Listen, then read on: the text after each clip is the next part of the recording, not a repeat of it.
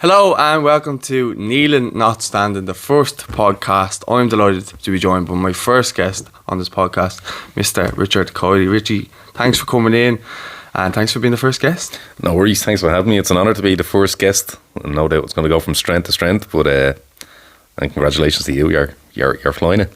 Thanks very much. Well, obviously 4 years of graft, and now I've kind of managed to branch it out a little bit. But when I actually first started Irish Football Fan TV, you were one of the first, probably the first name out there that I had actually went out and interviewed. It wasn't really anything to do with football, but it's just the fact that you'd played for the same football club as I did. And then obviously Brian Farley, shout out Brian Farley, put us in contact and stuff like that. Yeah. We've kept in contact since. I ended up becoming a fan of yours and following your career then kind of after that. And when I was looking around, I had a short list of people, and I just said, you know what, he'd be great. I always thought the build-ups to your fights were very funny, very good, and I always thought you were a very good talker. Like, you were on a lot of radio shows and stuff like that. I'm sure we'll come to it.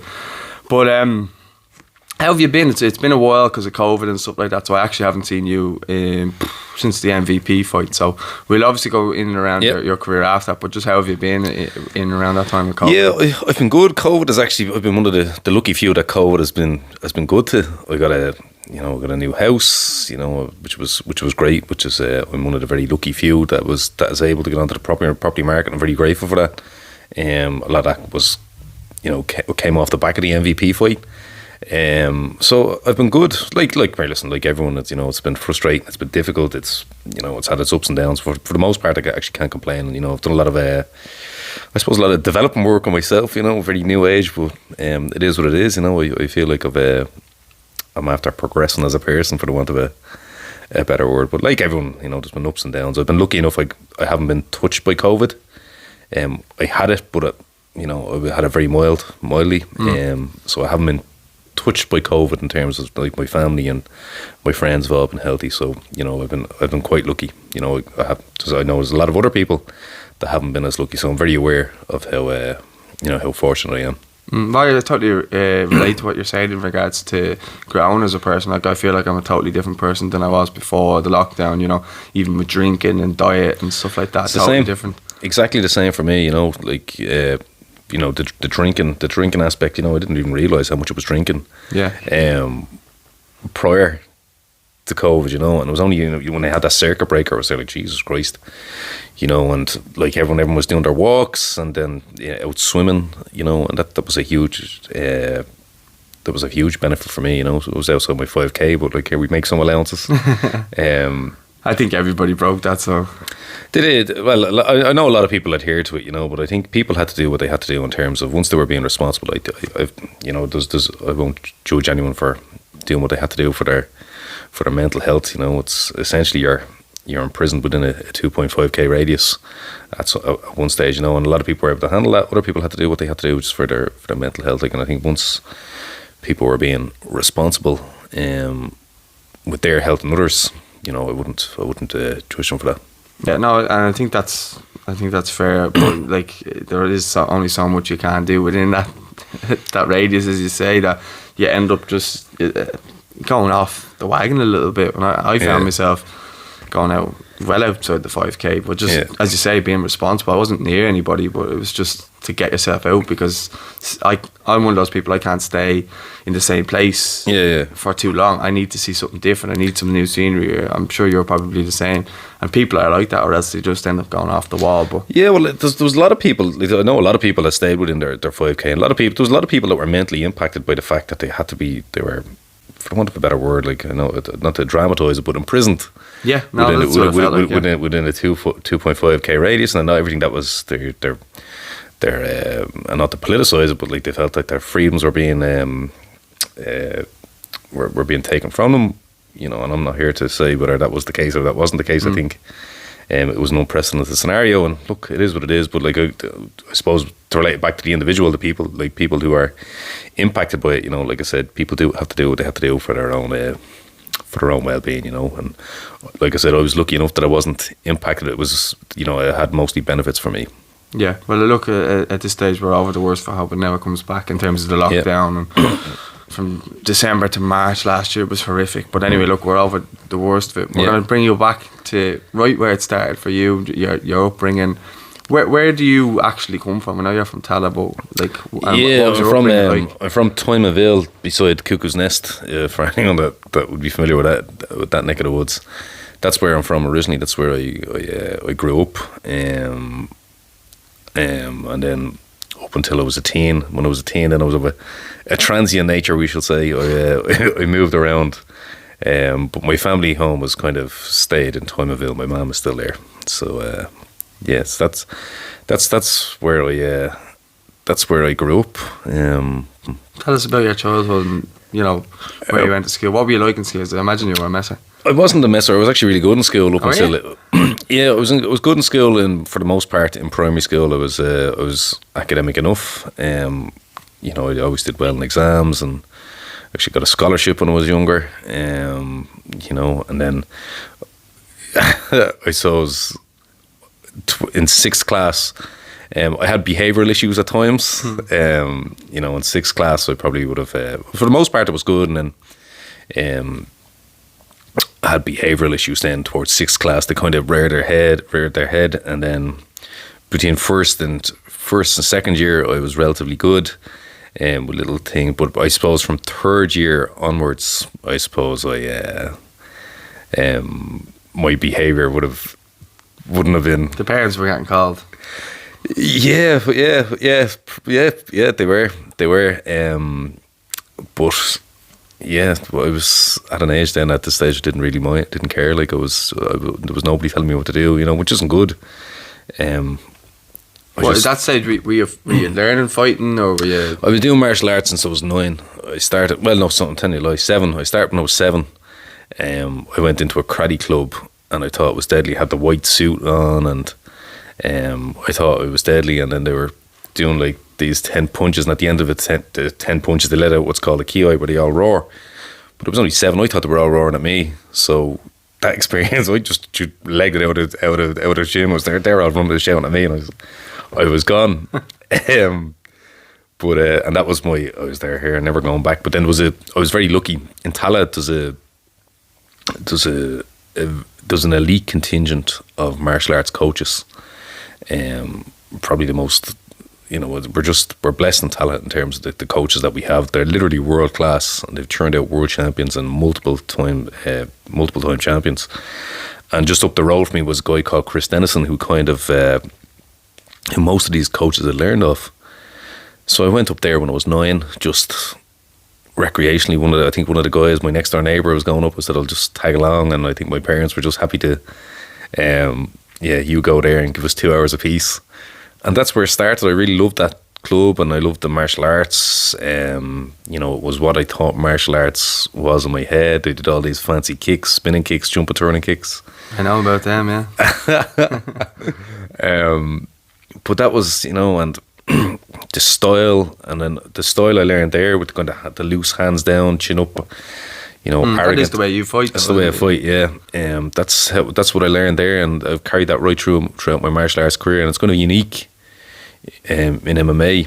It's very, you know, there's only a handful of people that do it. I think Stephen Wonderboy Thompson. Wonderboy, MVP would be another, and myself, but apart from that, there's very few that would have that kind of loose, flamboyant, arrogant, if you want to, for the people who wouldn't be familiar with the style, but it comes across as arrogant, and, you know, but there's a purpose behind that.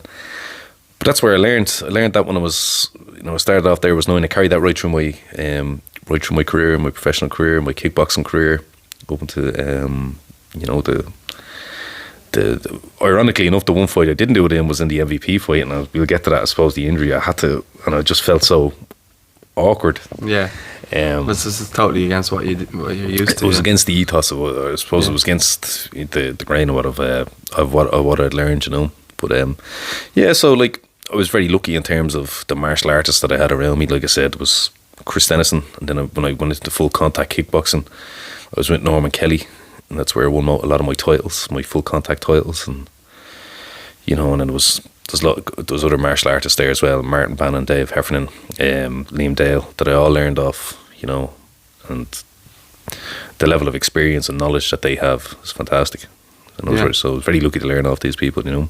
And did you? So you spoke there about obviously going into third year, and you kind of were a bit wild. Was that because of what you know? I know in martial arts you're taught discipline and stuff like that, but were you thinking I'd batter everyone, or even me? No. I was never a bully. Tells you what to do. Like. I was never a bully. No, I suppose so. There was. I suppose I'd come from a relatively dysfunctional background, like a lot of people do. Came from a relatively dysfunctional background, and up until around that age, then I started acting those dysfunctions that I picked up. Well, most teenagers do, to be fair. So.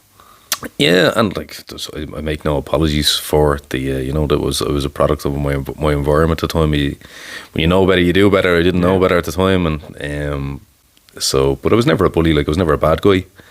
I was reactive, and I never ever bullied anyone. That to my knowledge, and if I did, it was unintentional. But I'd be very confident that I never bullied anyone. But if I've ever felt that someone was trying to bully me, that's when I would act out.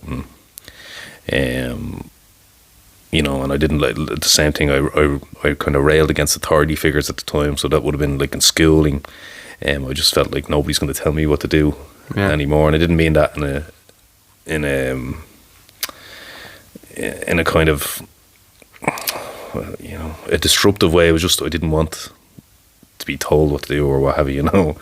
Now that's, unfortunately, life's not like that, but you kind of learn the hard way. But at that time, that's where I was at, and so I didn't, you know, I left school. I did about 26 days in 2 years. My principal at the time was very good for me. She allowed me to do my leaving cert, didn't throw me out, and she would have been full justified at the time too. Such was my the level of you know, well, it is what it was. It was disruption, you know. It wasn't intended disruption, but I was disruptive. I just wasn't being told what to do, and I was angry, and I was shooting from the hip, and that was what it was. And but I was lucky enough that I was able to do my leaving cert, and I got the leaving cert. How I did, I don't know, based on the amount of time I did, but that's what it was, you know. Well, what school was that you went to? It was close to the Heat. It was a Gael school. It's Gael school. It's actually up the road. It's only not too far away from here. So,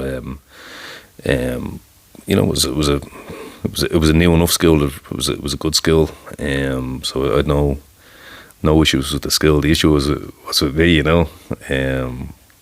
But like that's life, you know. That's you know. Did you go to college off the back of that, or is it just? No, I didn't. I wasn't. No, I went straight into work. Yeah, a lot of people do. Like I did as well for a while. Yeah. I felt I was done with education at that time. Now, at that time, now subsequently, I'm going back. But at that time, I was done with education. Like I said, I was rallying against authority figures. I wanted to make money. I wanted my independence. I wanted to be able to, you know, buy what I wanted. I wanted to be able to do what I wanted, and without anyone telling me what to do. But those problems that I had in school transferred into work environment. You know, whereas even more so, you have people going, you know, you're dealing with individual personalities, people that come from their own backgrounds, and you know, and managers and so on. Yeah, and I had little to no life experience within that environment. So I didn't. I was rough. I was uncouth. So I didn't understand. And people telling me what to do. I said, "You don't tell me what to do." And they were there. "You think you'll find or do? We pay you to do a job, and if you don't do it, there's the door. And don't let the door hit you in the arse on the way out." And I was there, okay, and I'd walk out, and I was there, sure with them, but I was the one that was walking out without you know, leaving the job, and they were replaced within minutes. So there was quite a few of those learnings, I suppose, when I was younger. Experiences when I was younger, that, you know, that's tough. You can't. This is not how life works, and but it was good experiences for me. You know, they were good life experiences to learn. Yeah. When you were growing up, was it always martial arts you were interested? Because I know you played football for a bit. Did you have any other interests? Yeah, I liked sports. I liked anything that, you know, like I wasn't particularly skilled, but I was a good athlete. So I played GAA for the school. I played at a good level. I got Dublin trials for the school, and how, I don't know, but I think it was just I was a good athlete as opposed to any particular skill level. Like, it was anyone's guess if I kicked the ball where it was going to go. Like, so, and then, like I said, I played football. I played football at a decent level again. I was a good athlete. I was fast, and I was strong in the air. It was a small pitch. Now I was in trouble because my touch wouldn't have been great. But so I liked all sports, but martial arts, I suppose, is where my real love was.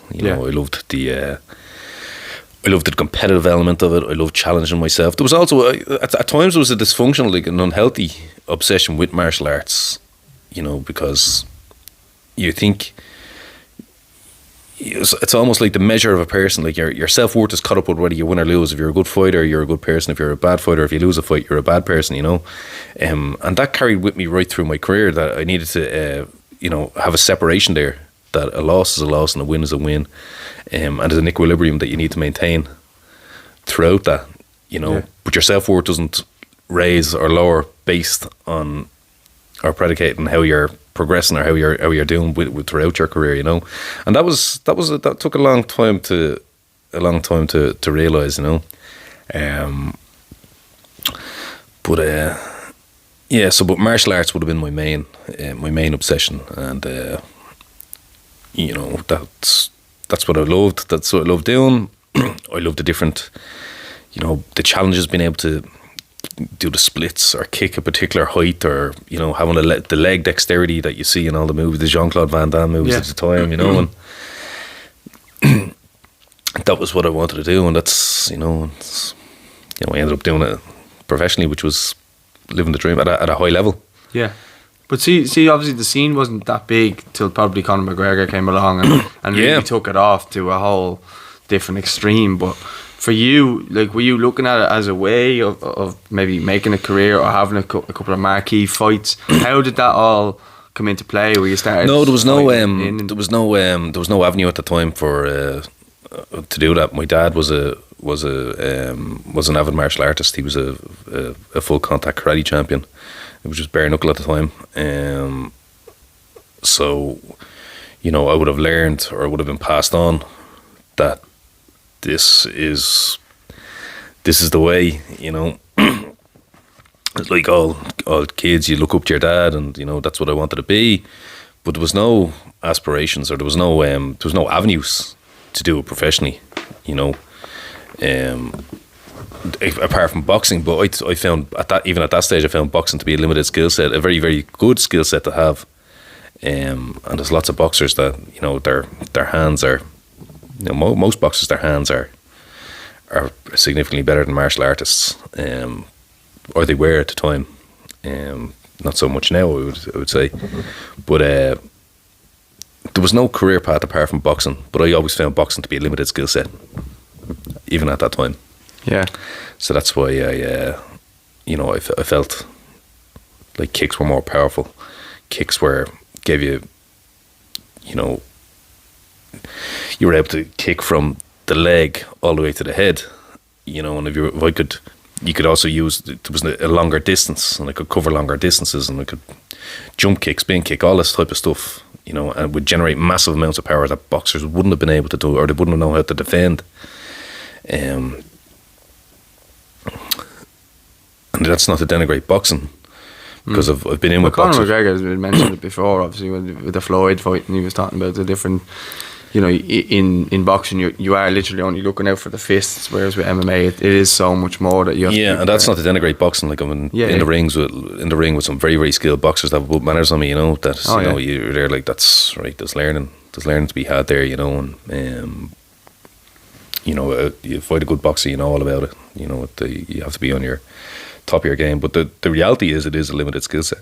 It is a limited skill set. You have to, like, if you go in with just boxing into an MMA fight, you're bringing a knife to a gunfight, and that's the reality of it. Is you fight someone, and because I know that because even I came in with a kickboxing background into MMA initially, and I thought I was just going to walk it, and I found out very, very quickly that I was going in with a limited skill set, despite having the kicks and to some degree some throws and locks and stuff like that. I was going in against jiu-jitsu and wrestling practitioners, and that was kind of carried through my fight. Anytime I wanted to fight, anytime when I was in thing, people just wanted to wrestle me because they knew my striking pedigree, so they wanted to close the distance. And it makes for an uncomfortable and unpleasant night, if you're fighting a good wrestler who won't let you get that space that you need to utilise the weapons that you're comfortable using.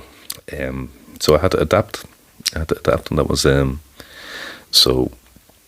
If the thing is, if you're going into an MMA fight with a limited skill set, you know, you will eventually be found out. That's the reality.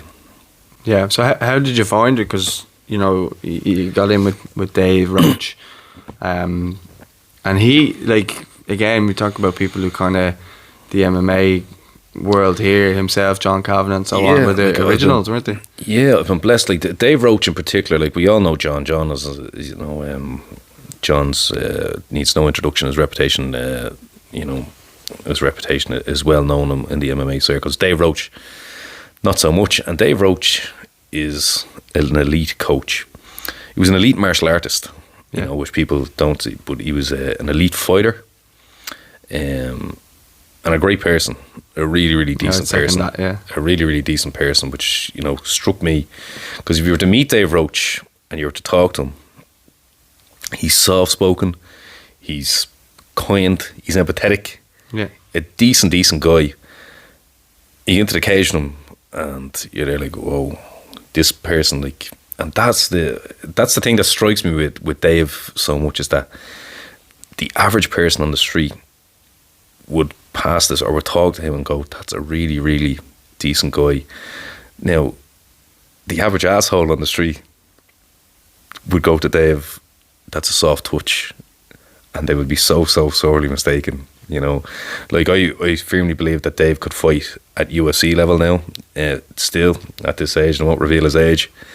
I'm sure such is a skill level, you know. It's not attribute driven, it's all technique. Sure, he was only fighting Paddy Hewlin there recently enough, wasn't he? That was in a charity thing. That was in a jiu-jitsu competition, and Paddy was only recently out of UFC, and Dave was fat and out of shape and trained for it, and it was the two of them had a fantastic jiu-jitsu match, and fantastic jiu-jitsu match that ended in a draw, and I think it was Paddy won it on a technicality. It was fastest escape or something like that, you know. But it was a fantastic testament to both their skill sets, and you know, it was great to watch two elite exponents of jiu-jitsu going at it, you know. Yeah. How did you end up, you know, getting in and working with him, and how did the first Keith McCabe, the first fight, come about? It's funny. So I'd fought in kickboxing for a long period of time, and I'd won a significant amount of titles and prestigious titles within kickboxing, and I reached a stage where I was there like, I've done what I wanted to do in kickboxing, and I was kind of like at a crossroads. I was there like, what do I do now? Like, I've achieved what I wanted to achieve, and then of course there was this new wave of MMA coming with Conor on the crest of it, and I remember going to the show in the Point Depot, that would kind of really kicked it off, and the atmosphere was fantastic. But I was looking at the martial arts. I said, I can do that, and I believe I can do it better. And so I went down to to John Kavanagh on the whatchamacallit, and it was down on the Nace Road. I went down to the gym, and one of my first spars was with Artem Lobov, and I did quite well. And Artem's a great guy, really tough, and it was a good spar. And John Kavanagh stopped. He was walking past, and he was there like, what's your background? I told him, and he was there like, would you spar Gunnar Nelson? Another UFC, very, very good. And now I was fat, now a shape at this time. And I was there, and he goes, will you be down tomorrow? And I said, yeah. And he goes, great. So I sparred Gunnar Nelson, and the whole gym stopped. The gym was packed, and they all stopped to watch this spar. And it was a great spar, and I did quite well there as well. And then the next spar I had was with with Conor, and that went quite well as well. And then I kind of drifted out, but and it was all kickboxing. So it was in what year? What year was this? Just when it started, because was Conor on the rise at this stage? He was on the rise, yeah. He was on the rise, so yeah. You would have been fighting with one of the best elite fighters in the world then at that point. Yeah, he was, yeah. And Gunnar Nelson and Artem. Gunnar Nelson, I'm not taking anything about. Yeah, no, they're all at the peak of their, or on the crest of that wave, just about to break into Conor obviously was just about to his stratospheric fame and acclaim for his exploits. Artem has had a very, very good career as well, and Gunnar also. So, it was great to be straight into the deep end with those guys. That's what I was thinking. They give you the confidence, yeah. Well, I hadn't got anything wrong with my confidence in regards to my ability. I knew that I was, and I don't say that arrogantly, I just knew that I had a level of ability because I'd fought elite fighters at world level in kickboxing and pure stand-up martial arts, and I had won, and so I had no issues around confidence regarding my ability, and that where the confidence was misplaced then was when I went into the MMA cage, and then you brought into the grappling skill sets in, because I just assumed that this will translate in. I found myself very, very quickly losing and being tied up and submitted by people who wouldn't have struck me as athletes. Like, these were people that were accountants and teachers, not what have you. But I don't mean anything wrong with those professions. But what I mean is that they weren't professional athletes like I would have held myself to be, or elite athletes like I would have held myself to be at that stage. But they were taking me down and submitting me within 2 minutes, and I was there like, this is not how it's supposed to be. And it was a boot in the ego. It was a kick in the ego. But it was also a reality check. It was there like, like if this was a fight, irrespective of the fact that I was, multiple time Irish champion, world champion, European medalist at kickboxing, if they had to just grab me like that, fights on the ground, and I'd have lost the fight, and if it was to the death, I would be dead. And I was there like, that's not how it's supposed to happen. And these were out of shape guys, and they weren't. They weren't in a good shape or anything. I was there like, that was just mind blowing to me. So I kind of drifted in, drifted out. I was, the ego's a funny thing. Over there, like, do I want to be start again? I don't know. I was in my 30s at this stage. Do I want to start again and have to start from the bottom, work my way up, and that kind of, I drifted out and what have you. And I remember I left for a period of time, and I remember SBG Tala was opening up at the time, and I walked in and to see the facility, fantastic facility in SBG Tala, and Dave Roach was there. It's a great facility. I was in it. Yeah, it's fantastic, a world class facility. But Dave Roach was there, and there was Dave had an injury at the time, injured knees, and he was doing I was drifting in, drifting out, and Dave Roach was doing a class with a heavyweight. That was coming up to a fight, and he was there like, I'd love to be able to have someone to move around with you. And he was looking around, and I knew the guy that he was fighting. I was there like, I'll move around him. Just volunteered to move around with him. And he goes, all right, grand. And he goes, look, he'll go easy in it. And I was there like, okay. And I did very well against the heavyweight anyway. And Dave Roach ran out after me, and he was there like, I think you could do this professionally. And I was there, look here, full disclosure, I was down in John's gym for a while, and I said, I've no grappling or I've nothing like that. And he goes, bro, I'll teach you. And I was there, okay. And he was so enthusiastic, and he was so encouraging. And I was there, well, there might be something here. I'll see what happens. So at this stage, Bamma was coming over, which was the biggest European organisation at the time. And this was about 8 weeks out from Bamma, and they were advertising all over the place, and there was a big buzz around it, and all the biggest Irish competitors that weren't in the UFC were going to be on it, so it was a really big deal at the time. It was in the Tree Arena, and like I said, it was off the back of this wave of enthusiasm and attention that MMA was getting, so everyone was really into it and what have you. And Dave, I remember Dave was there like, you could be on Bamma. And I just was there, why don't you ring John and ask him? And Dave looked at me, he was there, but you know what, I might.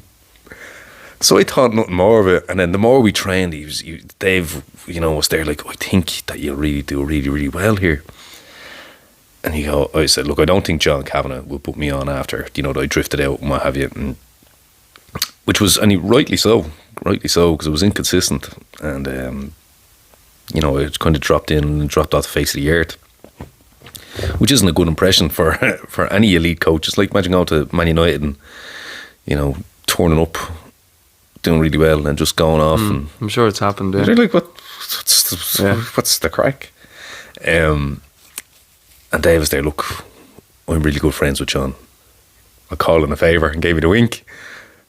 Again, I thought nothing of it. And so Dave put in a phone call to John, and John was there.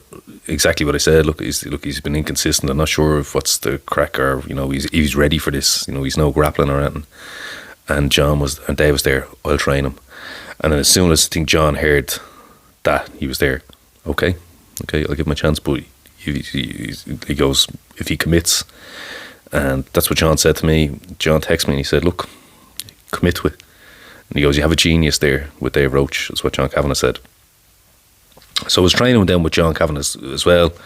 So I would train down there in the mornings. I was working in an insurance company at the time. I was an operations manager in an insurance company at the time. And I was leaving at lunch, going down there, training, and going back to lunch, sweaty, smelly, bruises, and people, because insurance company being very conservative, were like, what is up with this fella? Yeah. Coming in with shiners after lunch. They must have thought I was going down to the Spar for a chicken roll and a digging match. So that's what happened. Dave got me the fight on Bamma. So my first professional fight was on Bamma. It was in the 3 Arena, and that's where it started. And it was we went in against Keith McCabe, who was a very tough competitor. He'd fought Kiefer Crosby, who was a very highly regarded fighter, and he'd had some really good wins. I think he was a brown belt in jiu-jitsu at the time.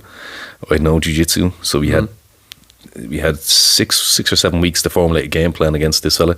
He also professional K1 fighter, tough guy, very, very skilled. And we ended up going in, and nobody, I think, gave me any chance in that fight. I remember there was lots of elite fighters that were competing on the card asked, and I won't name any names, but none of them gave me a chance. And I think I had arguably the best knockout of the night on that night, and it was knee to the stomach. It was a knee, but it was the timing of it, and it was a very nasty now. And it was a very unusual knockout. I don't think there would be many of those type of knockouts that were there, and even the style of fighting, because I went in with my hands held down low, and on my debut, and hands down low, was wearing jabbing, and like I looked arrogant and cocky and flamboyant. And then that knee happened, and it was a very decisive and definitive knee, and it was so sweet that I was really, really proud. I'm walking out in front of the 3 Arena, in front of my family and friends. I received a massive, I suppose, welcome from the crowd. It was like a wave of energy, and as I said, arguably one of the best knockout of the night. And I walked back to the thing, and Dave Roach just gave me a massive hug, and John Kavanagh just said, we go again in February, and that was the start of it. Yeah, but that must have been amazing. Like, obviously with Dave Roach, he would have seen other things happening within that time frame. Like, as we've mentioned, the fighters that you were starting off, he would have seen them as well. So for someone like him to come over and grab you straight away and be proud of you, that must make you feel amazing. Well, like Dave from the start said, you can go really, really far here, really, really far here within this. And he goes, who knows where? Like, now, bear in mind, I was in my 30s. It was like my debut fight was, I was 2 weeks off my 34th birthday. So like I was like all the odds were against me. But Dave Roach scripted that fight. He goes, "This is how this fight is going to go." And I went exactly, and we drilled. The first thing Keith McCabe did was push me up against the fence, tried to grapple me, and we had drilled the escape from that, and just patience. And Dave Roach was at this, and that's all we had. He had partner after partner try to pin me up against the cage, take me down, stand up, what have you. And that's exactly how the fight went. He pinned me up against the cage, tried to take me down, spun out, and knocked him out. So it was a fantastic experience. And one of all these experiences are experiences that I know I'm very that not many people will have, going out in front of the Irish crowd, in the 3 Arena. I've co-main evented, I've main evented. very, very lucky. Yeah, what's it like actually coming out when you see the crowd? And I know, look, I've been at some of your fights, the later ones, where you know, you were walking out and the crowd got up and half a Tala was there. You know what I mean? The place is mad, yeah. Like, because you're coming out and like, and people have a few drinks in them, and people have a few points in them, and the Irish love a scrap. You know, not to perpetuate a stereotype, but you know, it is what it is. It is what it is. Like, you know, and you know, a lot of people are living vicariously because they, you know, it's because MMA is a spectacle. You see people get down on the ground and elbowed. Like, there is a level of brutality. There's a huge level of skill, but there's also a level of brutality. And you know, let's call it what it is. It's, you know, so, and people are fascinated by this. So walking out is a surreal experience, you know, and you know, it can beep some people or it can raise some people. You know, some people rise to the occasion, some people are, you know, go into themselves. And, you know, the people who go into themselves, I don't, you know, that's not a denigration, because it's a, you know, it's such an overwhelming experience. It's very difficult to describe. You know, I could just try and describe it to you, but it wouldn't do it justice. You know, I kind of embraced it, and it was there like, I'm never going to probably, at this stage, it was my first fight, I said, I'll probably never do this again. I said, just go out and fun. And that was how I kind of went through my MMA career. It was there, this is great crack. I didn't expect any of this, so I'll just embrace it and go with it. So it was mad. It was mad. It was brilliant. It was brilliant. And then it was like a cauldron of noise. You could hear, sometimes you could hear individual voices cheering for him, abusing me, you know. It all adds to it, doesn't it? But like, that's just part of it. It's just like, it's like a pantomime, you know. Yeah, you can't didn't personalise it. It was there like, this was great. Yeah, I wouldn't say you should either. I think it's just one of those things. Obviously, that's just like their family might be there, your family's there. Of course, and that was it. And you know, it was great. It was fantastic. So just we'll go through the rest of your fights then. So after Keith McCabe then. Yeah, so the next one was against Daniel Lenacek, and that's why I kind of adopted this persona, the Face of Bamma. I christened myself the Face of Bamma. I think I met you around that time, yeah. Yeah, I christened myself the Face of Bamma because, like I said, I was in my 30s. I didn't want the queue. I wanted to see how far I could go, and I was having the crack. And so I got another fight for February, and I started calling myself the Face of Bamma. Now, bear in mind, I'd only had one fight. And this kind of ruffled a lot of feathers. They were there like, who is this fella who's only got one fight? And I went over to Birmingham. I got called over to Birmingham to another Bamma fight. And I jumped into the cage. There was a world title fight going on between Terry Brazier and Walter Gahadze. And I jumped into the cage. And everyone was there like, they weren't really talking about the winner of the fight. They were talking about this SBG upstart who had just walked into a cage and said, where's my title shot? Like, and that kind of all, and that was deliberate. It was by design, you know, to ruffle as many feathers as I could to get people talking about me. So that then I got a fight with a guy called Daniel Lenacek, a really nice guy, but I roasted him. I was as arrogant as they came, and I was as cocky as they came, and you know, I was pretending I couldn't pronounce his name, and I remember, all that type of stuff. And now I never personalised it. I never got like personal. I just, but it was all part of it. It all goes like fighting is entertainment as well. Like, and you know, because I knew loads of people who had 20 odd fights and hadn't. Yeah, there was no name. You wouldn't have a name. Yeah, so I get you. Yeah. So I just had fun with it, and you know, that kind of grew legs, and it was brought into like the radio stations and the what have you, and the fight became the people's main event. Everyone was talking about this fight, and so that fight happened, and you know, I had a very good knockout on that one as well, and the roof lifted on that because it was such a highly anticipated fight. The level of animosity or perceived animosity, I didn't have anything against. I actually thought Daniel was a really nice guy, but obviously I couldn't show that in the in the build up. And I know he had, and probably justifiably so, had a level of animosity towards me because it was after roasting him and what have you. And because he was such a nice guy, he was there like, why are you being an arsehole? Yeah. And I was there, oh, sorry, dude. Yeah. You know, and I had a really good knockout on that. And the place lifted. And I was there. I remember Dave coming in and goes, I think there's something special after happening here. And then, so that was that. And then, you know, there was only 2 fights into my professional MMA career. And then I got called out by the world champion, in Alex Lahore.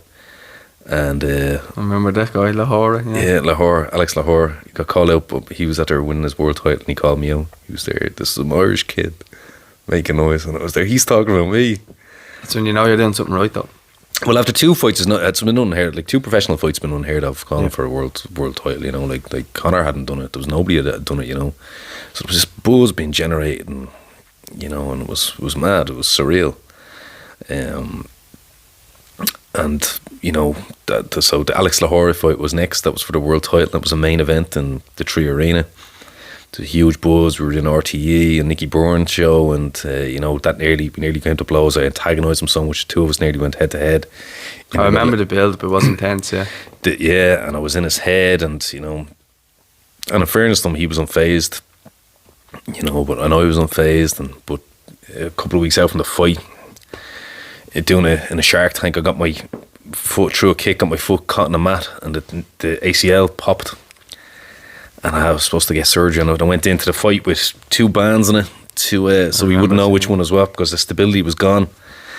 And I believe to this day that he knew about it, because the first thing he did was he went out and he caught that leg on the volley, and then he went for a knee bar, and he wouldn't have been known for that, you know. But I hit him with a jab, and I rocked him, and nearly I could see the fear, and he just closed the distance. He would have been known as a striker, you know. But he just closed the distance straight away, and he went straight for the knee bar. And, you know, I lost the fight. I had to get surgery on the ACL. I thought that was my MMA career done. You know, I was there 3 fights and fought for a world title, main evented. And, like, that's probably the end of it now. I'm mid-30s. And then I got a call from Bellator saying, what would it take to get me back into MMA? And I was there, well, it need to be a meaningful fight, what have you. And they just said, money? And I was there, well, that's great, okay. So that's what happened. I went to Bellator, signed me, and I had a fight against Mikhail Boucher, and it's where the famous pink hot pants made an appearance. And I had a very good knockout on that, like the decisive knockout, and I just kind of kissing the camera and all. Kissed the camera, yeah. Just kind of took off there as well, and the next thing I know, I'm fighting the biggest name, and one of the biggest names in world MMA, and Michael Venom Page. Because I was after roasting him, I was after roasting his... You were roasting everyone. Everyone was getting it, you know. At one stage I wanted to punch the head off myself. That was that irritating. And the MVP fight, I suppose, is what most people will know. You would have been on the buses at that stage, weren't you? Yeah, I was on the side of buses. I was on billboards in town, and you know, it was mad. It was great. From where you went to get to that was unbelievable, though. And such a quick trajectory. Like in five fights at that stage, I had 4 fights at that stage. Yeah, that would have been your 5th that you were going into. Yeah, so MVP fight was the 5th, but a 4 fights I'd had 3 really, really good knockouts. I had fought for a world title. I had main evented the Tree Arena, and that was all in 4 fights. And then I'd you know, for one of the biggest the biggest European promotion, Bamma, I was signed to Bellator, one of one of the 2 biggest promotions in the world. It was, you know, it's all in 4 fights, you know, so it was a thing. And then, like I said, the MVP fight came along, and that was I suppose, that was a much different experience in terms of. So I suppose 8 weeks out from the fight, I got spiked in my head by Johnny Walker, the UFC light heavyweight, only fought recently there. Johnny Walker's a specimen. Like, he's about 6 foot. He's 6'6", and he walks around about in pounds. He'd be pushing 250, I'd say. You know, like, he used to fight. Like, he'd fight heavyweight at some stage. Boy, like he'd be a big heavyweight. So he spiked my neck, and I had a really bad neck injury. It herniated a disc, but it impinged on what's called the brachioplexus nerves and cut off all the power into my arm. And it's just about 10 weeks out from the fight. And so that happened on a Thursday, and they wanted to operate on my neck on the Tuesday, and I was there. I can't. I said, I have this fight coming up. It's the biggest fight of my career, and you know, both in terms of profile and in terms of monetarily. And they were just like, you can't fight. First of all, you're not going to be able to train. Like the specialist, the consultant specialist said, here's what's going to happen. First of all, you won't be able to train. You'll be in too much pain. Second of all, you're at risk of losing permanent feeling in your arm.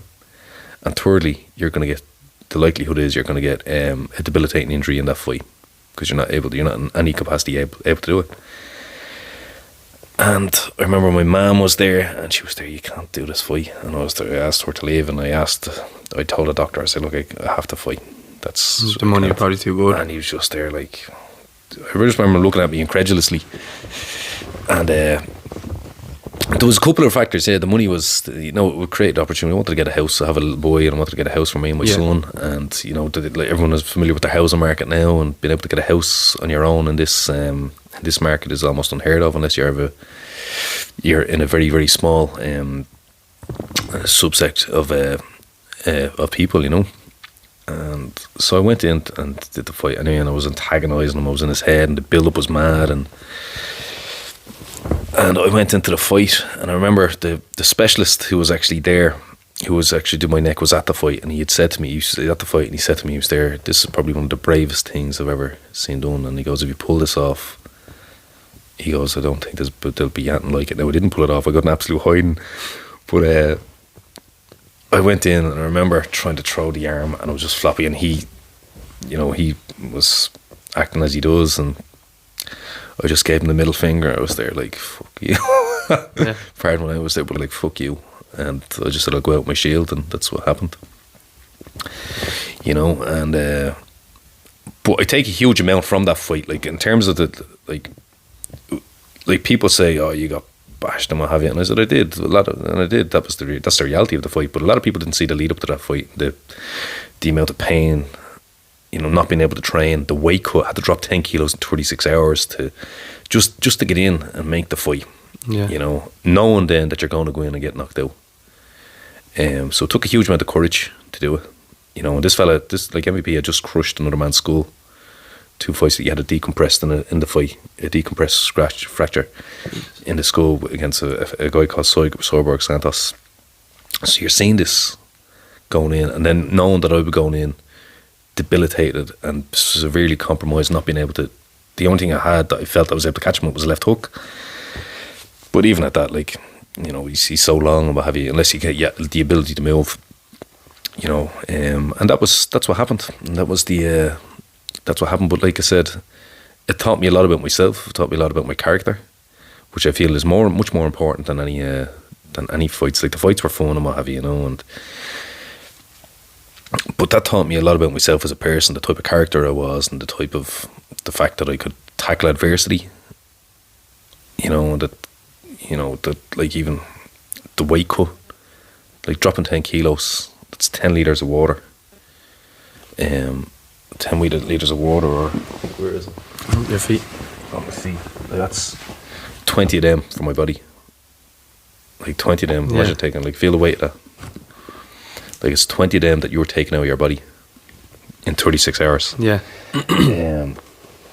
You know, it took a lot to do it. And after it, I was there, like, I didn't give a shit about people, like, you have people going, oh, what happened to the MVP fight? Not really wanting to know what happened to the MVP. They just wanted you to say you got bashed, whatever. Yeah.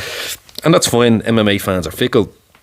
And I made a career of, you know, being antagonistic. So, you know, you take the rough with the smooth. Yeah, no problem. You have to. Yeah, you have to take the stick, you know. And, you know, I gave people the stick to beat me with, but I didn't care. And the outcome was that, you know, I have a lovely home now for myself. Nice car too. My son. I have a nice car. I didn't want to say it, but I was able to get myself a nice car. So I'm in a very fortunate circumstance. Very, very fortunate circumstances. You know, I don't feel like I acquitted myself as I could have. But the flip side of that is, you know, the ego is a dangerous thing, you know. And like, if I had won that with my ego, we've seen examples of people's egos getting away from themselves. I'd like to think that it wouldn't be that, but who knows? Yeah. So what is it next? Are you going to get back into fighting? Have you had enough? I mean, like as you said, you have your house, you have your car now, but a lot of the reason why people get into this is for the money aspect, so they can have these things and then walk away. Other people say people are mad because they don't want to walk away from it. So where are you at with that? Well, I think you're mad if you do MMA professionally. I think you're mad anyway, because it's an inherent dysfunction that anyone wants to get in a pair of hot pants and then either punch the head off someone or get the head punched off them and then go and do it again. So if you do MMA professionally, I think you're mad. But look, martial arts is in my blood. It's part of who I am. It's developed me as a person. It's developed me as a character. It's helped me get to, it's helped me have fantastic experiences. So I don't know. I'm moving physically. I feel great. I'm moving better than I ever have, and I'm fighting. I'm sparring elite guys. I'm really enjoying that. There's a lot of noise and there's a lot of stuff that goes with fighting professionally and stuff like that I've kind of outgrown, for want of a better word, Yeah. Well, that might be from your growth as in lockdown. It is. Like, and I've kind of outgrown a lot of that, So I might go back. I feel like it's like I said, physically I feel great and I'm really enjoying training at the moment. It's whether I still have the hunger to do it, because I want to progress in other areas, other aspects of my life, professionally. And I have a career at the moment and I want to progress with that also. So I don't know is the answer. I don't know.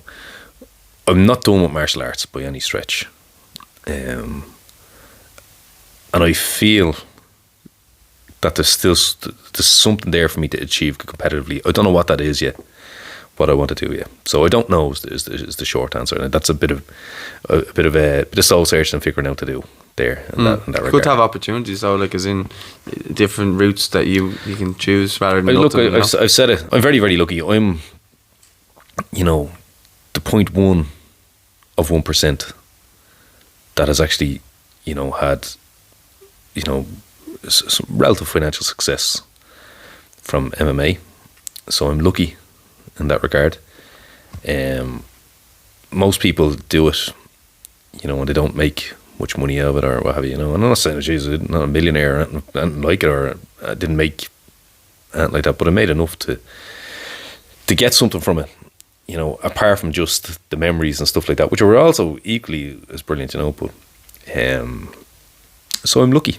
I'm very, very lucky, and I'm well aware of how lucky I am that I have got the opportunities outside of MMA now in terms of education or my career to progress with that. Like, once MMA stops, that I'm future-proof to an extent, or I'm in the process of future-proofing myself, and life doesn't stop because competition has stopped. And a lot of people like that, you'll have probably have spoken with footballers who have had difficulties, once their career stops, they're lost, and what do I do now? And their self-worth is impacted, what have you. I don't have that, I have my son there, I have, opportunities outside in terms of, through education and, my career. So you probably coach as well if you wanted. I can coach as well. There's a couple of things that I might be working, that I'm currently working on, that opportunities that might present themselves in the near future that I'm excited about. Brilliant. So look, up to date, it's been a great story, and the story's far from over, and I'm very happy. Yeah, well, it's great to see you, Ian, in the flesh again, because I haven't seen you. I think the last time I saw you, we were out on a night out somewhere in town. Probably dribbling your shoes locked. I think I was, to be fair. But listen, it's been a brilliant story, and I'm delighted that I got you in as the first guest, because you are a really good talker, and that's exactly what we want on this podcast, is someone coming in and telling a story in a very good way. So I just want to say, I didn't actually know a whole lot about your full story, so just to kind of see where you came from to where you ended up in terms of the main events and stuff. It's actually amazing to see, and I'm delighted that everything's going well for you in terms of your personal life and your family home and stuff like that with you and your son. So congratulations. Cheers, thanks a million, and looking forward to seeing how this like all your ventures, this goes strength to strength, and no doubt it will, Well, let's hope so. Deadly. But listen, let us know your thoughts anyway on Richie's story in the comments. Don't forget to like the video if you're watching on YouTube, and subscribe if you're watching on YouTube. If you're listening on podcast, do the like and rate. I'm new to the podcast thing, so I don't know what way that works, but I'll figure it out. Just whatever it does to give it a thumbs up. Do it. Share, like, share, subscribe. And you're not on social media anymore, are you? I just took a break from, like I said, with the thing. I just took a break. Your thing coming up. Yeah, but I'm back now, temporarily. Anyway. Okay. Yeah. So what is it at Richard Kiely MMA? Yeah, at Richard Kiely MMA. Yeah, on Instagram. Okay. Well, listen. Thanks again, and guys. Yeah, we'll speak to you soon. Thanks for watching.